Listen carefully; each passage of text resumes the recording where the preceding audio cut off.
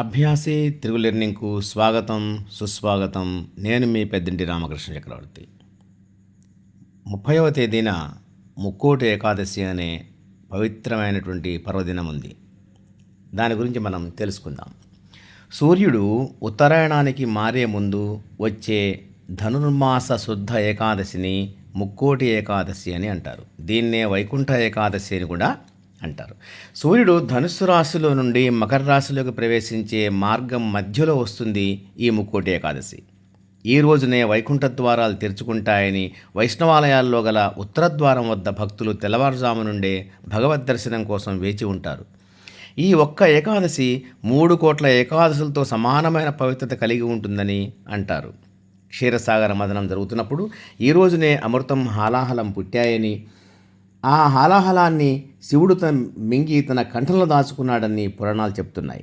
శ్రీకృష్ణ భగవానుడు ఈ రోజునే భగవద్గీత బోధించాడని కూడా చరిత్ర చెప్తోంది.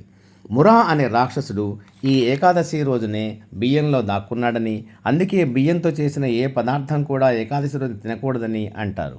సంవత్సరానికి 24 ఏకాదశులు వస్తాయి. ఈ రోజు ఒక్కరోజు ఉపవాసం చేస్తే మిగిలిన 23 ఏకాదశుల ఉపవాస ఫలితం మనకి దక్కుతుంది అని విష్ణు పురాణం చెప్తూ ఉంది. ఇక ఏకాదశి నియమాలేంటి చూద్దాం. 1. ముందు రోజు దశమి నాడు రాత్రి నిరాహారులే ఉండాలి. అంటే ముందు రోజు దశమి రోజు ఏమీ తినకుండా ఉండాలి. ఏకాదశి రోజు మొత్తం ఏమీ తినకుండా కేవలం తులసి రసం కలిపిన నీరు మాత్రమే త్రాగాలి. అసత్యం ఆడకూడదు. బ్రహ్మచర్యం పాటించాలి. చెడు పనులు, చెడు ఆలోచనలు చేయకూడదు. రోజంతా జాగరణ చేయాలి. మరుసటి రోజు అంటే ద్వాదశి రోజు అన్నదానం చేయాలి. విష్ణుమూర్తి అవతారాలను పూజించడం, ధ్యానించడం, స్మరించడం చేయాలి. జాజిపూల మాలలను, తులసి మాలలను స్వామికి అలంకరించాలి. విష్ణు సహస్రనామం, గీతాపారాయణం, గోవిందనామస్మరణ చేయాలి. లేదా ఓం నమో నారాయణాయ అనే అష్టాక్షరీ మంత్రాన్ని 108 సార్లు జపించాలి. ఇలా నియమనిష్టలతో ముక్కోటి ఏకాదశి వ్రతం చేస్తే మరొక జన్మ ఉండదు అని పురాణాలు పేర్కొంటూ ఉన్నాయి.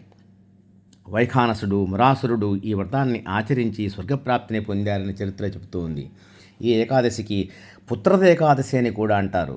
సంతానం లేనివారు ఈ ఏకాదశి రోజున ఈ వ్రతాన్ని నియమనిష్టలతో ఆచరిస్తే తప్పక సంతానం కలుగుతుంది అని చెప్తున్నాయి. తమిళనాడులోని శ్రీరంగంలో శ్రీ రంగనాథస్వామి ఆలయంలో వైకుంఠ ఏకాదశి ఉత్సవాలు 21 రోజుల పాటు జరుగుతాయి.